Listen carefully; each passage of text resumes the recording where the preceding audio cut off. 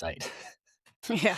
Well, hello, friends. We are back for another episode, of course, as the doorbell rings, with the Evolving Adventurer podcast. It's Greggy V here indoors because it's snowing. Groovy. Wow. You want to subscribe and follow the Evolving Adventure and at Cactus Moose.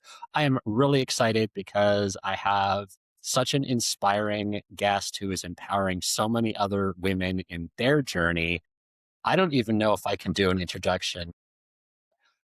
What's really cool for me is being on the air and watching your finish in 2025 and to know you as like, wow, that was cool. I couldn't even talk watching the finish, the ceremony that happened there. And then to meet you at Burrito League, hear more of your story, meet the kids, meet Nick, the crazy night with the stage, and Yeah. now talking to you after watching your the crazy endeavor that's even more inspiring that you created at Cocodona.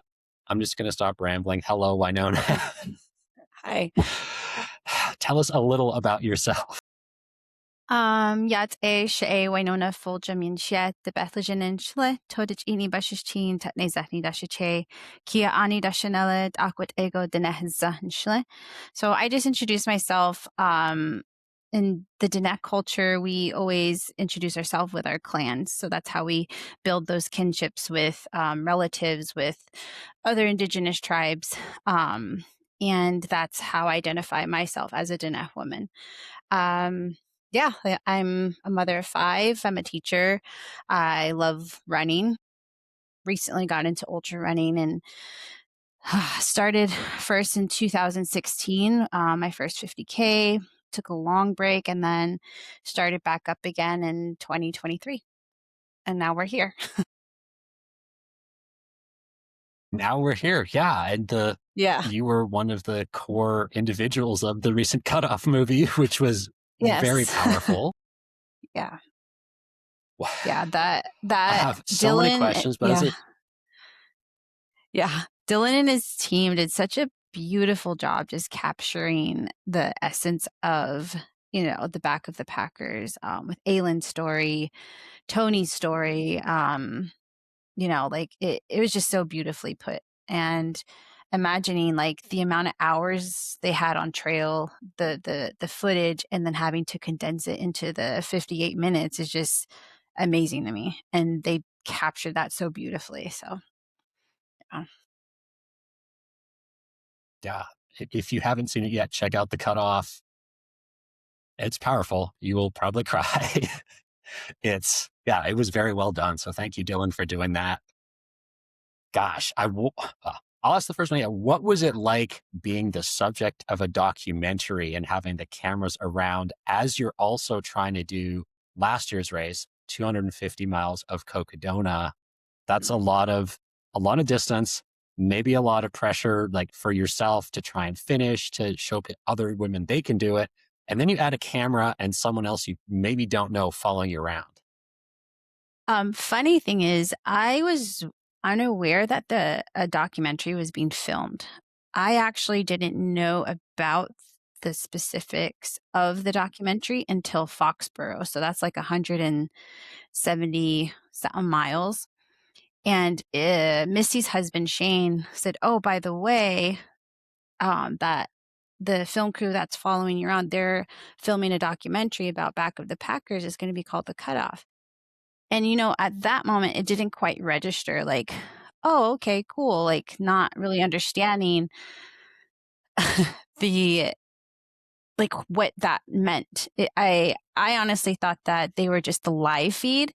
And, even that was pretty cool. Like, oh, cool. Like I'm going to be on the live feed, but not until the very end when everything was done and I had gotten to know Andrew Bradford, who is mostly the camera guy that was following. I'm so sorry.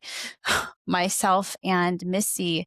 I've gone to grow very close with him in terms of him being able to see like the most rawest point of running for me.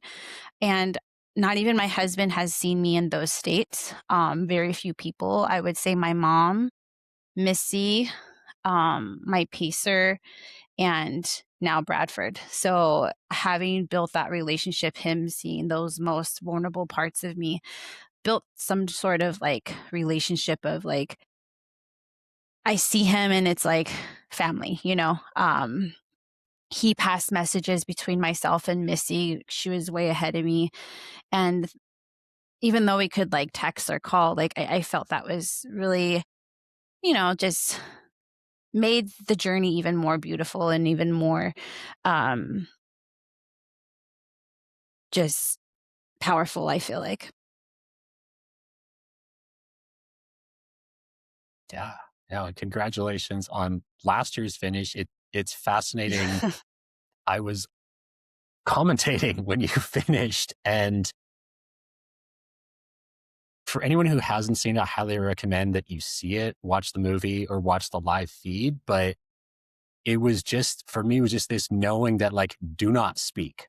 It's a very powerful ceremony that's happening. Like, just shut up, Greggy. Don't say something and watch. And for me, that was of all the things that happened, like, that is the moment that sticks with me the most, is watching your finish and then seeing all of that. So yeah, thank you to Yeah. yourself, the page. I mean, it's a huge accomplishment, but also to have Yeah. all of that behind it and be so close to Kayenta and everywhere else, like, wow, that's powerful. Yeah.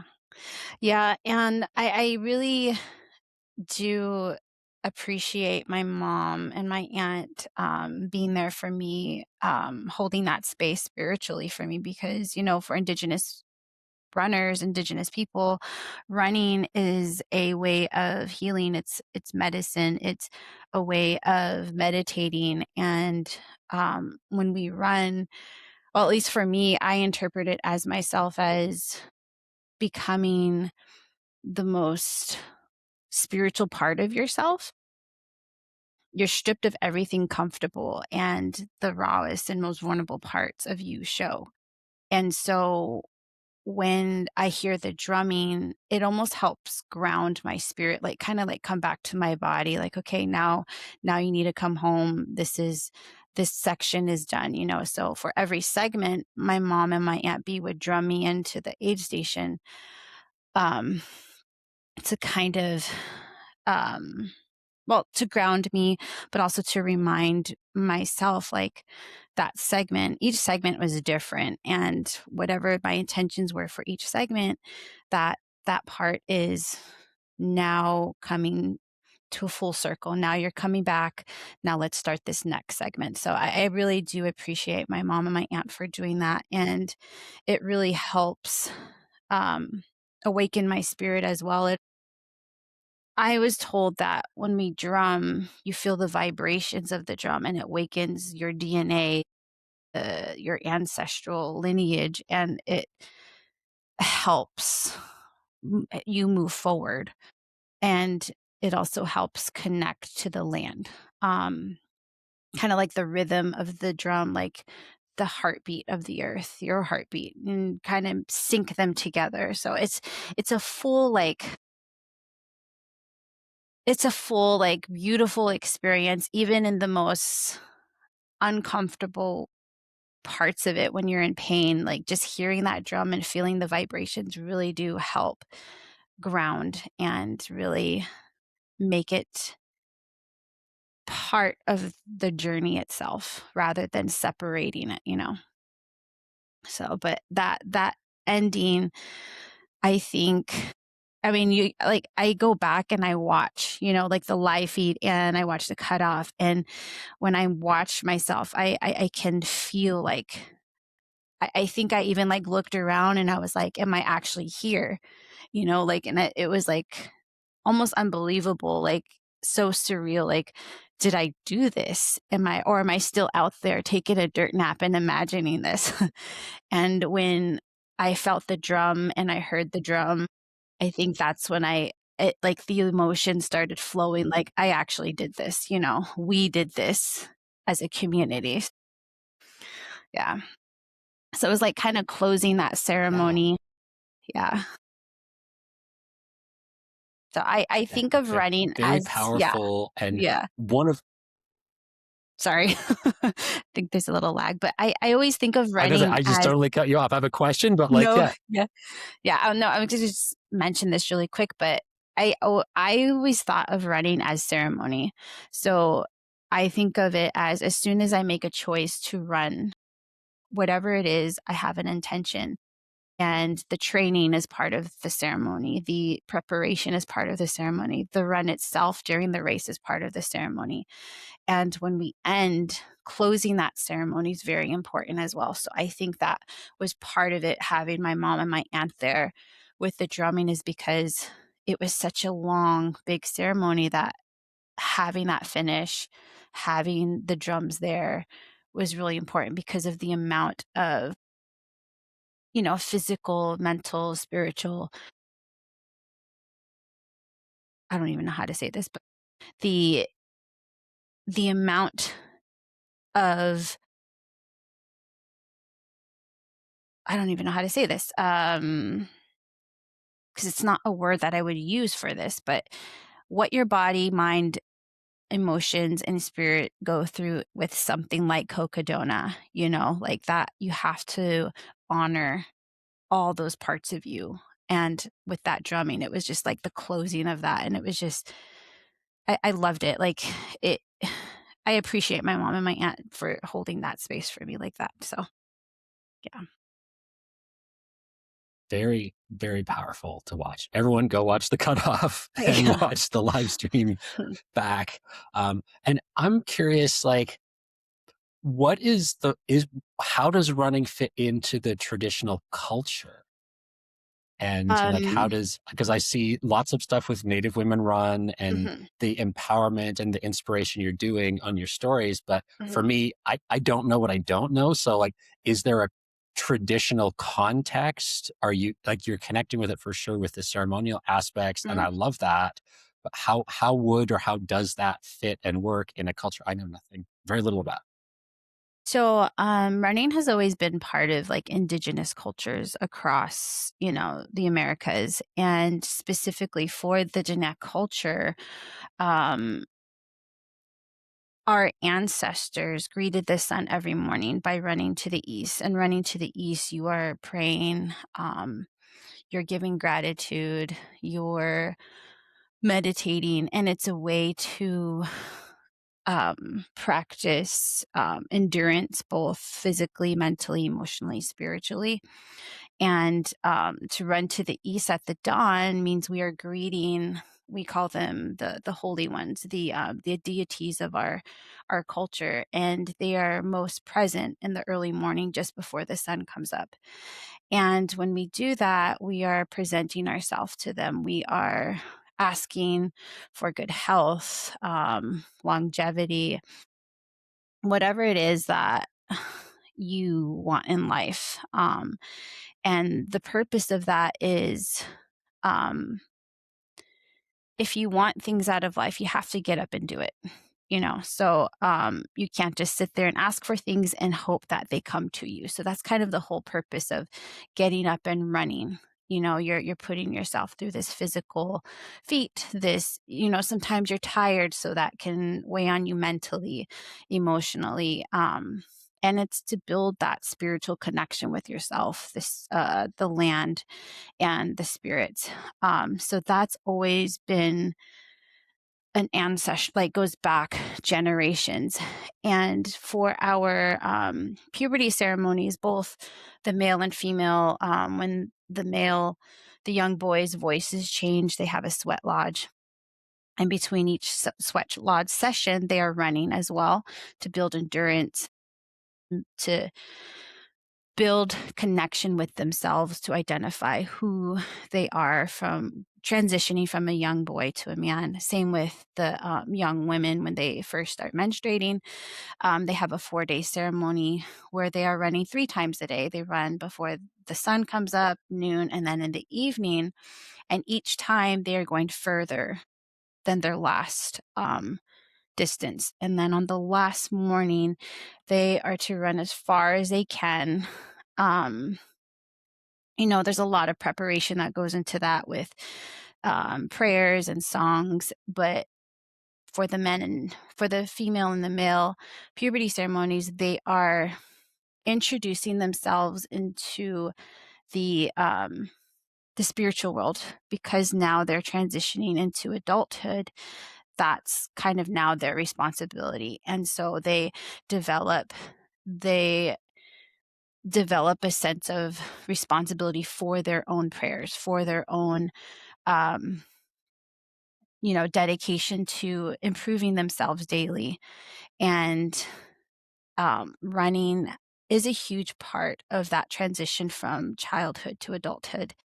And it's always been a tradition, a cultural practice, um, and it's.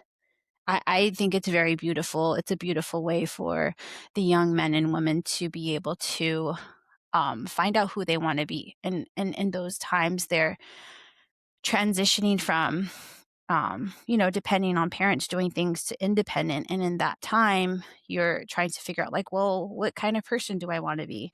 Am I going to be the type of person that's going to be helpful?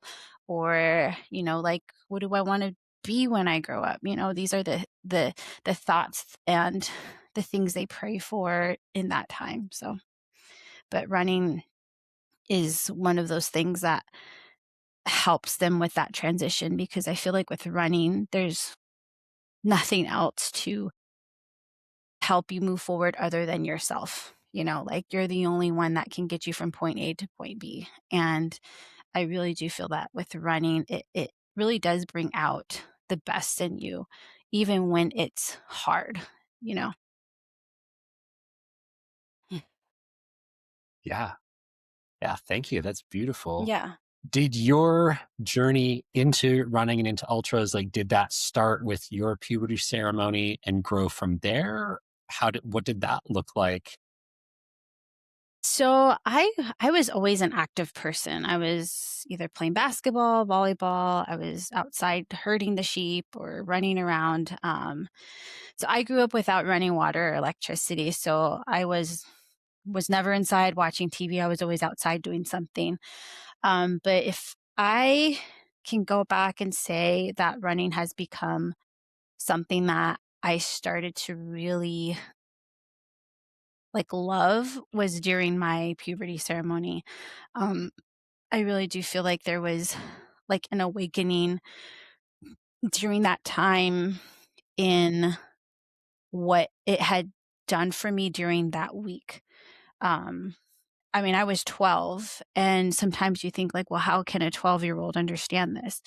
But there's something about having going through the entire ceremonial process within those 4 days and the 4 days after, that really, if you're willing to listen, be present, and take it all in, it really can change you within those 4 days. And really listening to understand why you're going through the ceremony, why you're going through this transition. And I really do think that running had opened that window for me to understand, like, who is it that I want to be? What kind of person do I want to be when I grow up? What are the things that I want to carry on from this moment forward? And running was one of the things that I really feel that has done so much for me, growth, like growing spiritually, emotionally. And I do appreciate my parents for doing that for me. It's not always a practice that people have to do, it's a choice. My parents did give me a choice. They said, you can do this or not. And I said, yeah, I want to do this. I want to do this for myself. And it's a very expensive ceremony. Um, and it's very taxing. It's a 4-day ceremony. So sometimes parents have to take off 4 or 5 days from work. And it's a lot. But I'm very thankful that my parents were able to do that for me. Yeah, that's Yeah. incredible. And how Wow, there are so many cool threads there. Yeah. Your relationship with the land, I'm really drawn to that of no electricity, no no running water. To me, that sounds awesome. Some people go Yeah. like, "Oh my God, how did you do that?" But Yeah. that's your normal. How how when you're looking at events or like especially for Cocodona, my brain goes to that must be very powerful. And I presume you were on the red like northeastern Arizona.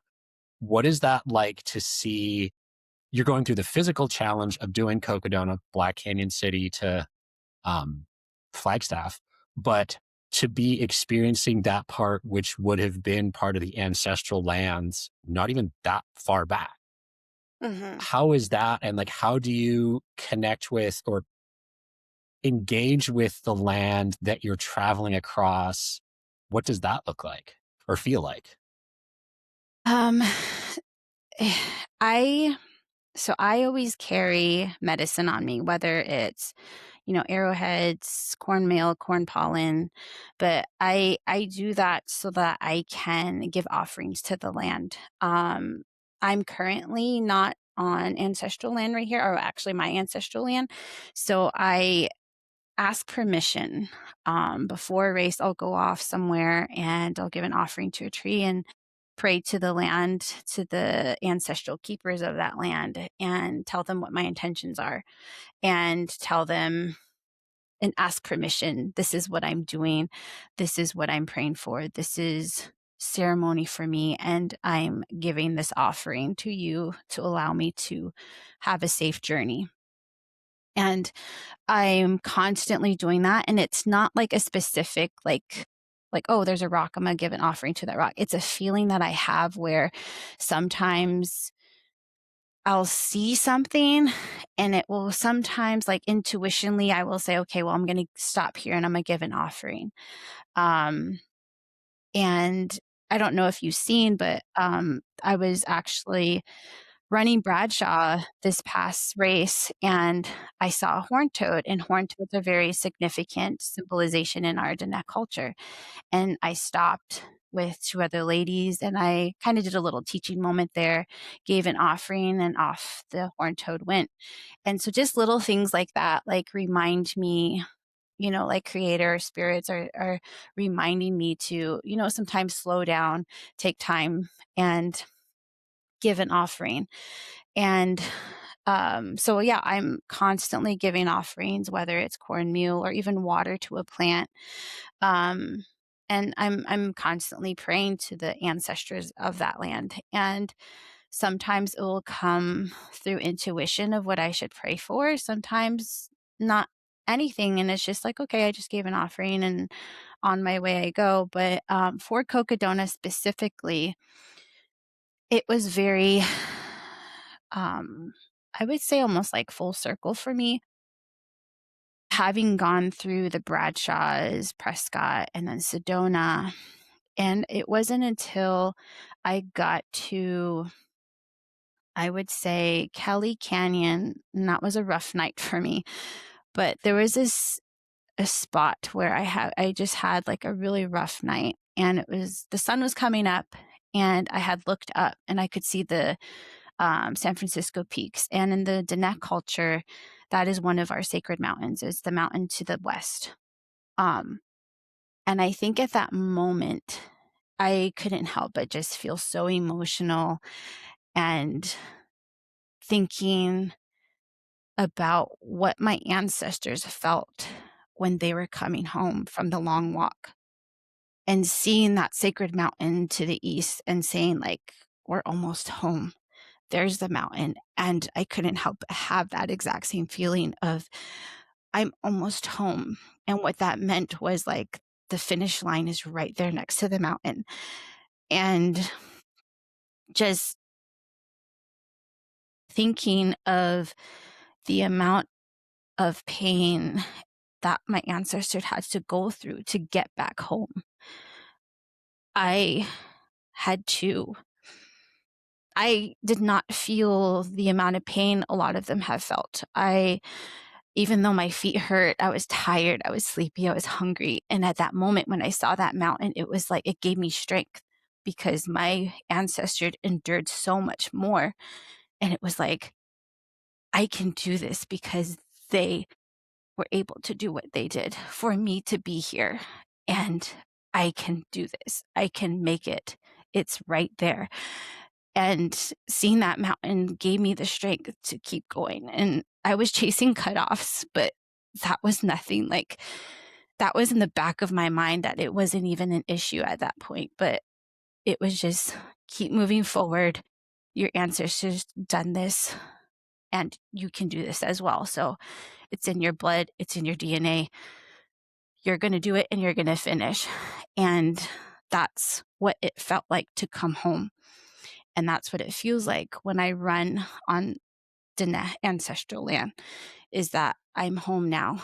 I'm part of a continuum of whatever was laid before me, all the runners, all the ceremonies before me on my ancestral land. I am now adding to that, to whatever medicine I carry, to whatever prayers I carry, and praying that that will continue, you know. And that's what I know it's not very many people understand that, but that's really what running is for me, is that constant connection to the land, that constant prayer, that constant healing for the land, for those ancestors. And I think that when people are curious, it makes me happy, because then I can express that this is what it means to me. Like, I'm not just out here competing. Like, that's the last thing on my mind. It's for the land, it's for the people, it's for my ancestors. So, yeah. Thank you. That's Yeah. amazing. And also really powerful to hear that connection, to contrast it with, I'm here to win a golden ticket. I'm here to, get my sponsors and whatever else. It's like the giving back, and not that those folks aren't, but there's like, it's just a different motivation and a different connection. So thank you for sharing all of that. You've done Cocodona.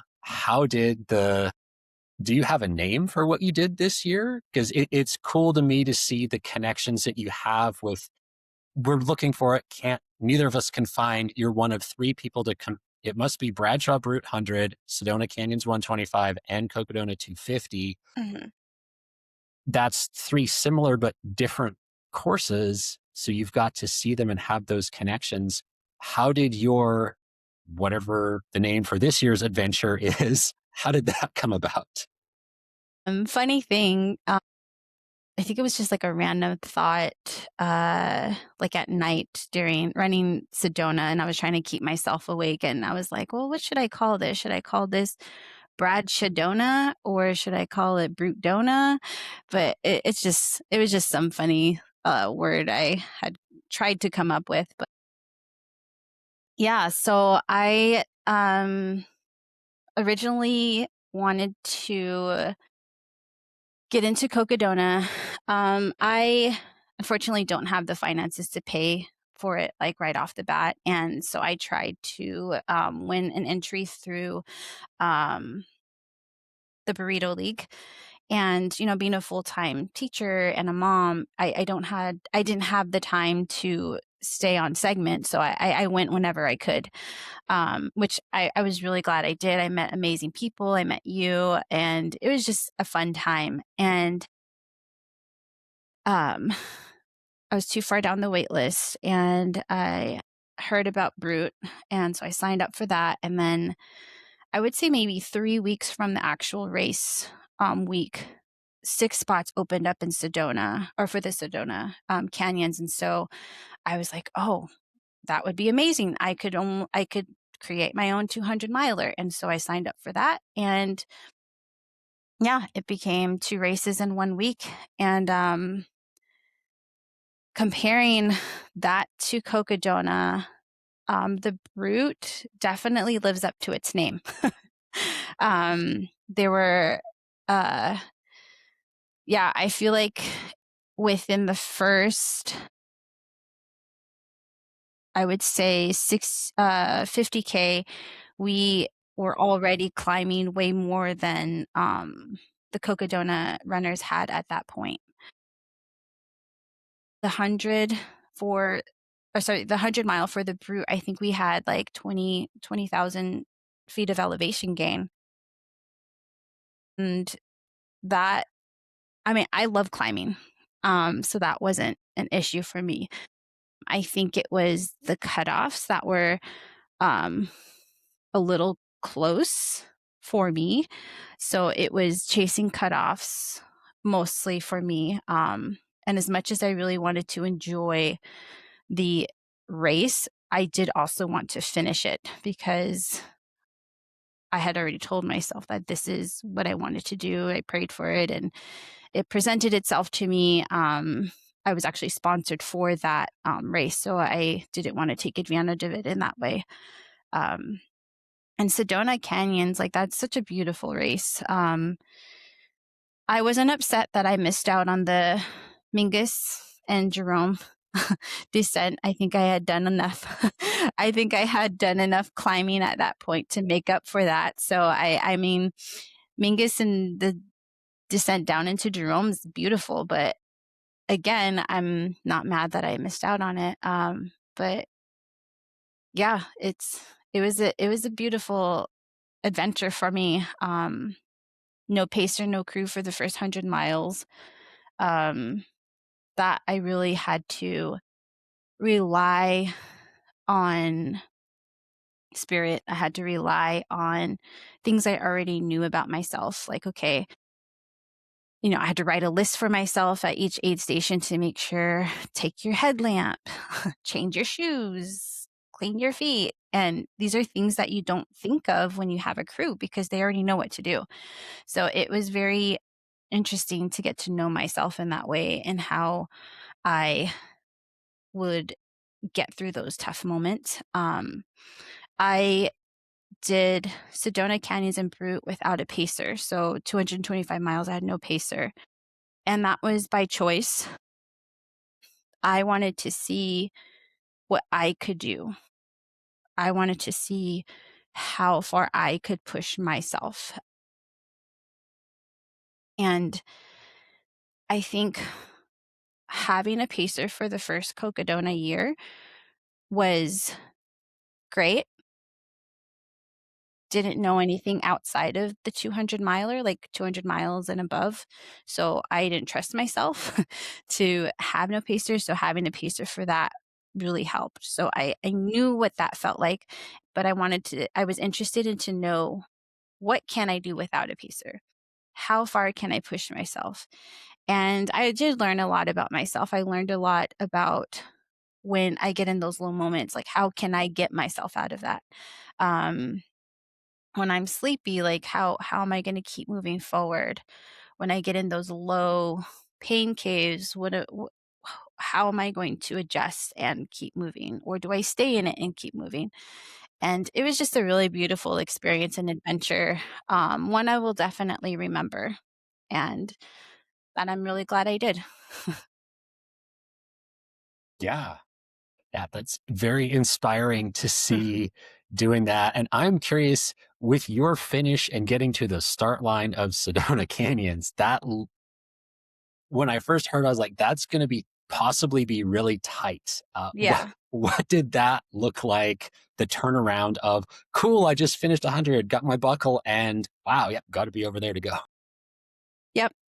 So again, chasing cutoffs for the Brute. I think I had 10 or 11 minutes to spare before the final cutoff. My mom and my aunt made sure I ate. So we stuck around for a little bit and then I had some good food and then we loaded up and then headed to Cottonwood. By that time, my aunt had already gotten a hotel. And so as soon as we got to the hotel, after a race, you're like, you want to take your time. Well, at least for me, I take my time, like just integrating and really taking in what had just happened. But it was like, okay, you got to get ready for this next race. So you need to move. And so it was like, okay, shower, eat again. And then it was preparing for Sedona, like having to repack things and thinking about, what do I need in my pack now? Now that I have a crew, do I need these drop bags? And I believe I didn't go to bed till like 1 o'clock, and then woke up at 4, pack up everything, get ready for the race, and then we were up at we left the hotel room at 5 to be up at the start line by 5:30. So yeah, it was a really quick turnover. Not anything different from Cocodona. I think I kind of felt like I cheated a little bit by being able to shower and get more than 3 hours of sleep. So I felt a little guilty compared to my friends who were out still running, going up and down Mingus. And I was just like, ugh, sorry guys, but I get to shower and sleep. So, but that was the only difference, other than the lack of sleep, is familiar. Um, but yeah, getting to the start line, I felt like I had to shift my mindset, because normally it takes me a while to process everything from a race, and I didn't have that time. So it was like, okay, done with Bradshaw. Now it's go time. We're at the start line. And yeah, it was a really quick turnover, but my mom and my aunt were very prepared, and they, even though it's like their second year at Cocodona, they seem to be very well versed in a lot of like the go, go, go. We're prepared. We need to do this. We have this. And it was very comforting knowing that I didn't have to put much thought into what they needed to do other than just focusing on what I needed to do to get to the start line and get myself to the aid stations. So they were very helpful in that sense that they knew how to prepare and what to do. So, yeah. Awesome. And you finished and did amazing. And Yeah. big kudos to them for Yeah. helping and supporting you. Yeah. That is incredible. I'm curious to slightly change direction, but you're a teacher and you've done these amazing athletic endeavors. Are your students aware, kind of thing? But also, that's a role model position, and with your background and everything, you're also in a role model, inspirational, empowering role. How does that look like in your life, and being part of the Native Women Run movement and everything? Like, how is that taking shape, or how many people are messaging you for like, wow, that was great, how can I do what you do, how can I be you one day? Yeah. So I'm a math teacher. I teach 7th grade math. I really do try to keep my private life separate from my work life, but my students have found me on Instagram. And it's so funny because I will get some students that will ask, "Oh, is this you, Miss Fulton?" I'm like, "No," because even like my name is not my name on there just for that specific reason, but they found me, and that's okay because it's nothing that I would hide from them. I just hope that they know that they have a teacher that does hard things. And math in itself is hard. It's challenging, and obviously I do like challenges. um, and I really do hope that they can use that to, and apply it to whatever it is that they are going through, like that is challenging in their lives. And some will be curious and ask. Other teachers will share. So, like last year during Cocodona, our science teacher had this whiteboard in the hallway, and it had, "Where in Arizona is Miss Fulgham?" And he would give like a pace, and he would say, "This is the distance. Like, if she's going at this pace, where do you think she's at now?" And so if students answered correctly, he would give them like PBIS points. And I thought that was amazing. And I thought that was very like engaging for them to kind of get involved. And I loved it. I loved every bit of it. And this year I was a little bit quiet about it. I don't get very much support from the administration level. So I didn't want it to feel like I have my own reasons, but one of the teachers had put again my results from Bradshaw and said, Miss Fulgham finished Bradshaw in this time, came in fourth overall in women's. And as the students were coming in, they were like, oh, you got fourth place. And they were like congratulating me. And, that's like, it's something really cool. And them not knowing that, like, yeah, I was dead last, but yeah, I came in fourth. And it's just so funny how, their idea of, oh, did you win? I'm like, if you mean that I finished, yeah, I finished. I won in the sense that I finished the race. And I think that, just opening their eyes to things outside of like challenging your mind and your body is a great way for them to think outside of, what their daily lives are.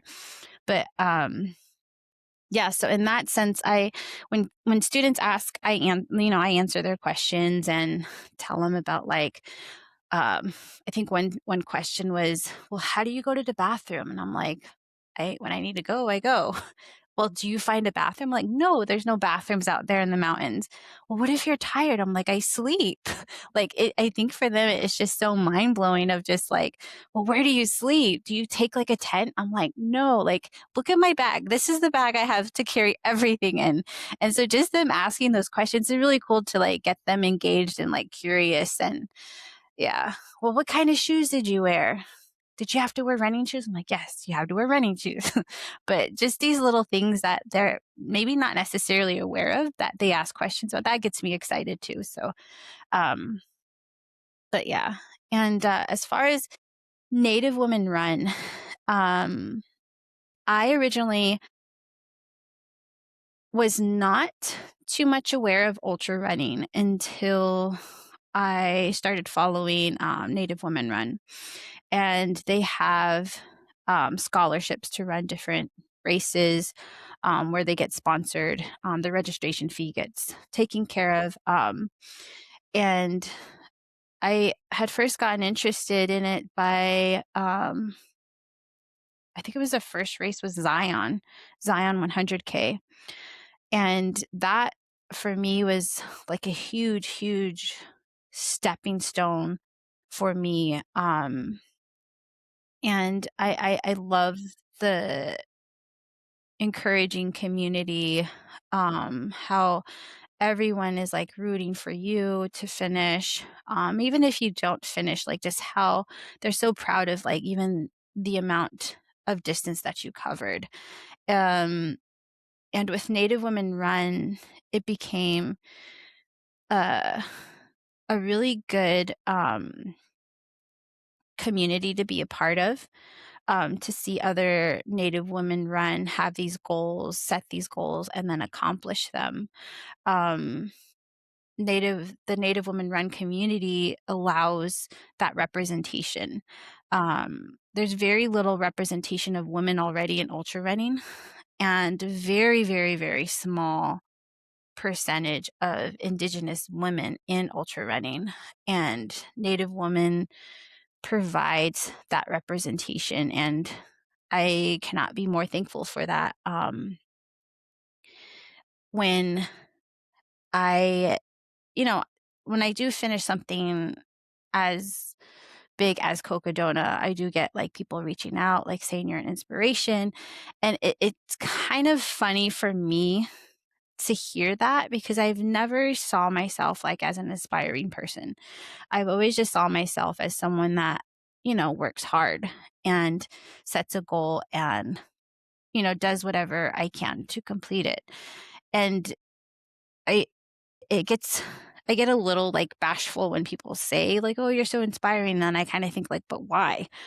And my husband will get after me and say like, well, because of what you did. I'm like, but anyone can do that. Like you just have to put in the work, the consistency, find your support group. Anyone can do it. You too can be inspiring. So I guess I get a little confused on like, I guess my definition of what inspiring is. And I don't feel like I have, it's just how I think of myself sometimes is that what I've done is not as inspiring as someone like Rachel. She finished first in like 56 hours. Like, that's inspiring. That's like 16 minutes of sleep time and not movement time. And I'm over here in the back, like barely making cutoffs. Like, what, like, I guess I get confused as like, why is that inspiring? And my husband always gets after me and says, it's because you kept doing it. You kept at it. You didn't stop. And I'm like, well, yeah, I guess so, but I have to really switch my mindset and change. And that's the part where I'm really working on myself, like that self growth, self love. And that's what I'm really working on when I'm out there on the trails too, is giving myself more love in that sense of, yeah, you can be inspiring. And what are you going to do to help other women, the young women, other indigenous runners, so that they can be here as well? Um, and yeah, like it's just interesting to me. When people say you're so inspiring, I don't know what else to say other than thank you. Like, I don't know the words. Like, what do I say? My husband actually helps coach me through a lot of those things, which is, he's known me since we were 14. So he knows my tendencies. He knows my not so kind words to myself. He knows how to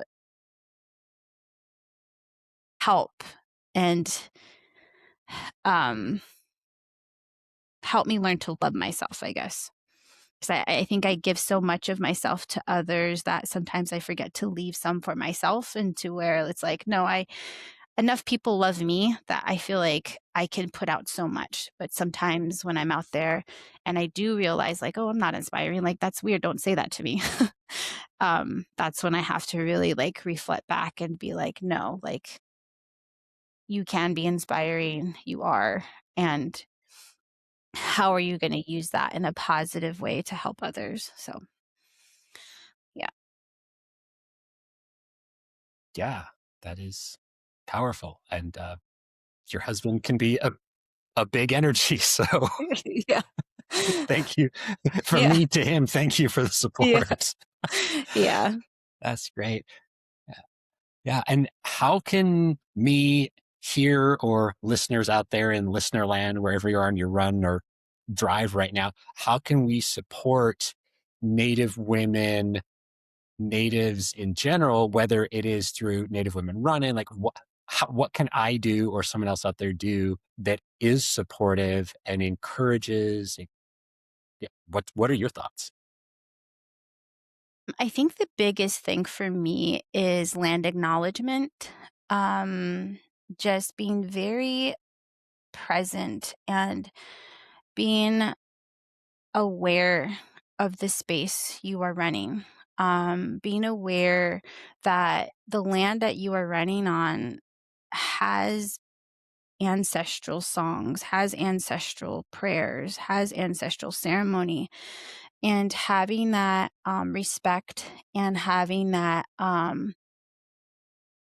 presence about you that honors that, like for me, like when I'm on the trail, and I know sometimes it's not intentional, but like when I see like trash, it's like, it's almost like I don't come to your home, eat and leave my trash on your floor, like that's how I think of it. And being, respectful of, there are sacred plants out there. There are, like sacred stones that our medicine people go out and collect those stones, or even like the sand. So just being very aware of your presence and how, I guess, what we say now, like what your footprints leave, and then if you have time, just give offering, even if it's just water, say a little prayer to the land, and just being thankful that you're able to run through those lands. And understanding the history of the land, uh, whether or not it's a reservation, or like why is this a reservation, and just being very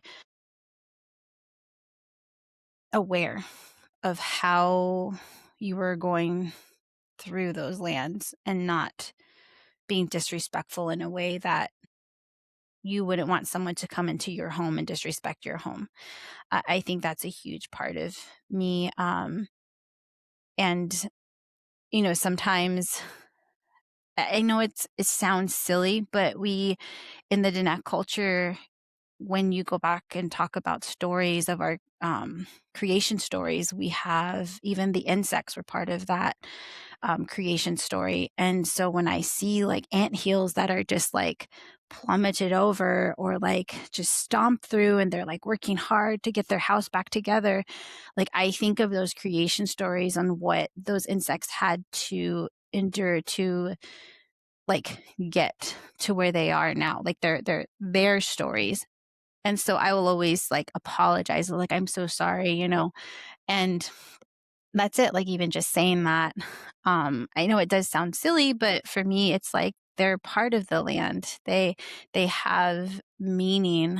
Um, and as far as Native Women Run does have, they're a nonprofit organization. So in order for women to run in these spaces, they get donations. So they do accept donations so that women can run in these different races. But that's one way that we can get more representation in the start line. But also for women that um, don't have the financial means to be able to run something like Cocodona, um, and to have that experience, but also to have that opportunity is, like means more to a lot of Indigenous women runners than, you know, sometimes that's the beginning of their journey, their self-healing journey for them to, um, move on from, trauma, ancestral trauma. And it's more than just me getting to the start line and getting a buckle at the end. A lot of it is healing from, addiction, from domestic violence, from boarding school trauma, from ancestral trauma. So a lot of that is healing for a lot of women. And in a way, Indigenous women, like, we all understand that about one another. So I think that's why we encourage and we support, because we all come from a very harsh history within the past couple hundred years. And so when we see each other at the line, we're not sure exactly what their intentions are, but we do know that there's healing that's going to be involved. There's going to be growth. And I think that, at least for me, when I do see Indigenous people out there, even the men, they're doing that sometimes without even knowing it. And so it, you know, fills my heart with joy when I see Indigenous people out there, because they're doing more than what they know sometimes. They're healing um, family toxicities and all the things that come under the umbrella of like after colonization. And that's a lot of what I do as well. So Thank you for sharing that. yeah, Because yeah, I was like how what else could I do to support yeah, anything for yeah, your journey, or what there? I'm sure there's a 13-year-old somewhere on the res that's going to listen to this soon and be like, "Wow, I yeah. wish one day I could be like Wynonna." Yeah, is there anything else I can do, or I just don't know what I don't know? And I think that's where I get stuck a lot as well. Excuse me. I social media is so powerful nowadays, and information can be transferred within seconds. I think just being open and being able to share is a huge part of that. I don't have an answer for you. I think you alone just having me on this podcast, and meeting you at Burrito League and just being open to the conversations we had and that connection we continue to have, um, and I think the questions are really important and really powerful, rather than assuming or feeling like, oh, I feel silly for asking this. Like, no, it's not silly. Um, I think that shows respect. I think that shows that you are open to whatever answer is going to come to you. Um, I'd rather people ask me questions than assume.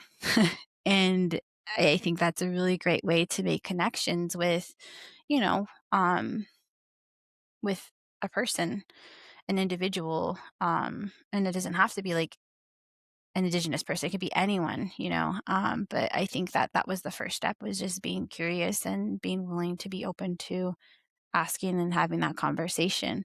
But if I do get an answer of how you can help more, I'll be sure to let you know. Because right now I'm like, other than other than just, you know, like having me on here and being able to like listen and allow me to speak, and having this space for me is like really powerful, you know. And I appreciate that. You're welcome, and thank you. Yeah. Yeah. Uh, and I'm I'm now really curious because we met at Burrito League, and I Hmm. actually met your husband first, and Yeah. that was really cool. But yeah, what brought you out to Burrito League, and then what was your experience like? So Burrito League, my husband actually was the one that, of course, was on Instagram scrolling, and he's like, "Hey, Jamil and, you know, the group of people are out there and they're starting the Burrito League." I was like, "Oh yeah, I heard about that last year." And that was it. That was the end of that conversation. And then he says, "The first prize person, or the people who get the first male and first female to get the most miles, get an entry into Cocodona." And of course, I'm like, "What?" And I was like, "Okay, let's go." And he was like, "Are you serious?" I'm like, "Yeah, let's go." And so we got on our shoes and we went. And I was like, "Okay, I don't know what this means or how long I'm going to be out here." So I think that first day, I just gave myself an hour. I'm like, I'm out here an hour. And there was hardly anyone. I don't like, it was kind of late. And then I didn't even know how to check like the segments. And I actually did get the segments confused. I thought that when you went down and back, that was a segment. I didn't think that it just counted the one direction. So in my head, I'm like, oh, like I should have this many segments, but I actually had half of that. And anyway, so as the week went on, it became a routine. And even my kids were like, "Burrito League?" I'm like, "Yep." "Are you going to the Burrito League?" "Yep." And I even schedule it around like on my early release days. I'm like, okay, I have an hour and a half before I have to pick up the kids. I can get an hour in before I go pick up the kids. Like it became like this weird obsession that didn't need to be an obsession. Like there was no pressure of like a cutoff. There was no like distance that I had to complete, but it was like this weird mental like game I had with myself. And it was just so funny because there was a time where, because I was also training for cold water, so I was running more than I probably should have. But I think there was a day where I was supposed to have a rest day, and I couldn't help myself. And I was like, I at least need to get like a mile in. And my husband looks at me, he's like, "You're not going to get a mile in." I was like, "Okay, well, I'm going to give myself an hour. Whatever I get done in an hour, I'm going to, you know, that's it." And I did. I kept myself to that hour mark, and that was it. And it was just so weird how there was no, like, you don't even, with something like 100 miler, you know that when you finish, you get a buckle, you know? This was like, what do I get at the end? You know, I think someone had brought it up and was like, "Why are we here? We don't even get anything at the end." And I'm like, "I'm trying to get Cocodona. That's what I'm getting." And when Kelsey had already had like 100 miles on me, I had planned like, I'm going to come out here. I'm going to start at midnight on Friday, and I'm going to go 24 hours. I'm going to sleep for 2 hours, and I'm going to go to another 24 hours. Like I was planning this crazy, like, how am I going to get into Cocodona? And it was just so funny and bizarre how there wasn't even it, like, it's not a sanctioned race, but it felt like I was just so in it that I was like, "There's no way, like, I have to finish this out." Like, even when Kelsey had already took the lead, I was like, I have to finish this out. And it was just so funny how that just all came to be. But I met a lot of amazing people along the way. I talked to a lot of, who are individuals who are now friends.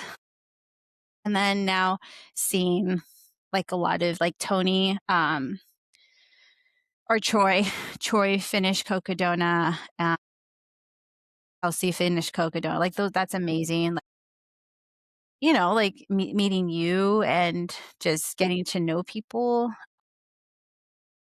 I do not miss the cars that zoom by so loud and fast though. Like I think that I could do without that. That was not fun at all.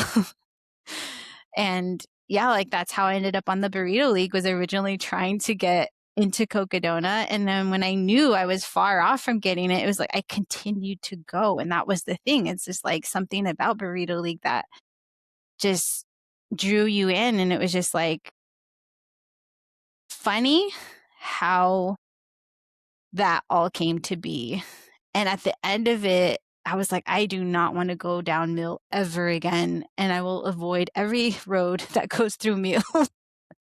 So, but I mean, you were there. I mean, it it was overwhelming at times. But I finished it, and I think I ran like, is it 30, 31 days straight.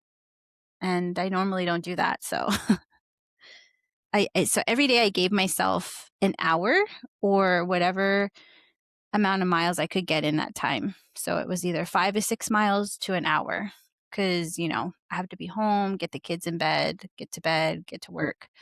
But yeah, that was Burrito League for sure. Yeah, I mean, it was neat seeing. I don't remember what day it was now, if it was the final day, if it was a weekend before, but seeing your family show up with the chairs and all the stuff and Yeah, it all those things, became like, wow, we got spectators out. There's yeah, it became a family event. Like the kids were super excited. They were like, Burrito League. And I'm like, yeah, they were more excited about it than I was at that point, because like I said, like I didn't have to be out there, but there was just something in me. It was like, you have to finish this. And they loved it. Like they wrote signs. My husband and them like camped out on the yeah, side. Like it was just so fun. Like it's like a family event. Yeah.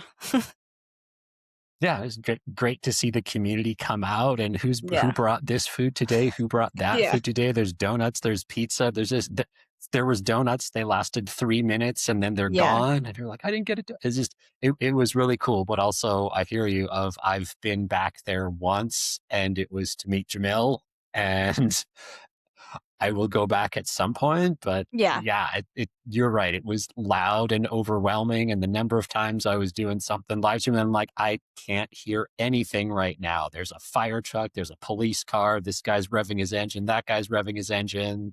What's the driverless car doing? Like quite the contrast from acknowledging the land, giving water to a tree, and going through like Kelly Canyon to Fort Tut. Like, wow, this is polar opposites here. Yeah, great.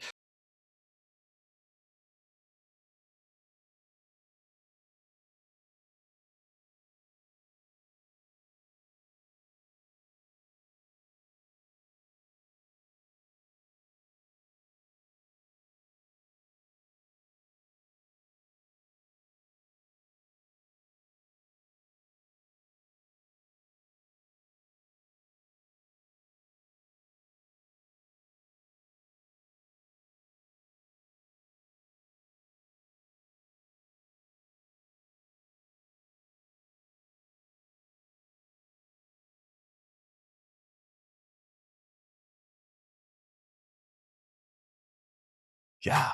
Yeah, no, it was fun. If it happens again, are you going to go back?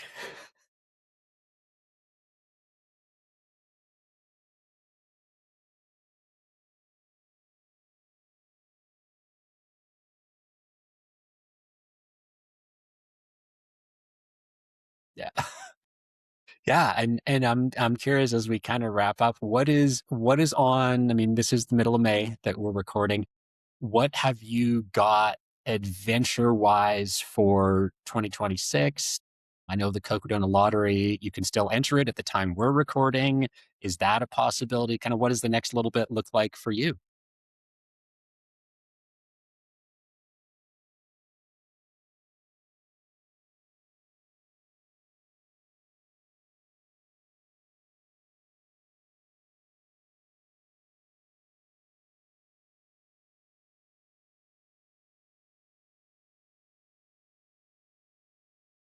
Yeah.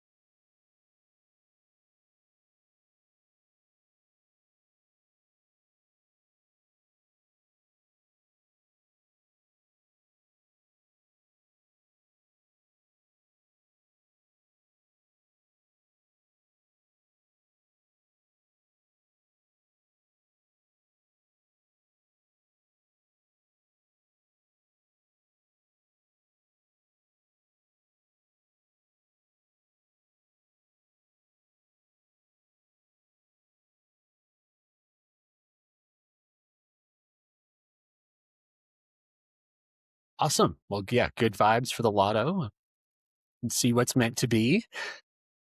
And for everyone who's out there that wants to follow your journey, no, I'm going to put the cutoff in the show notes, link to the mountain outpost YouTubes. You can go back and watch them.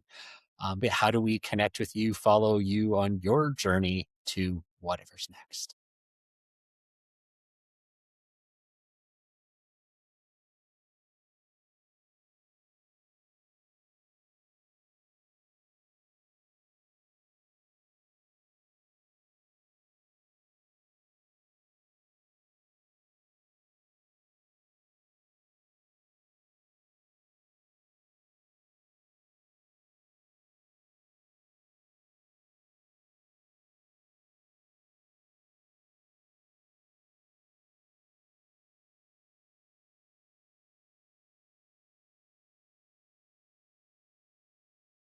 Awesome. Yeah, I'll look forward to seeing what's next and following along and watching the cutoff again. Yeah, I want to say thank you very much for your time, Wynonna, and best of vibes for the lottery coming up imminently as we record this.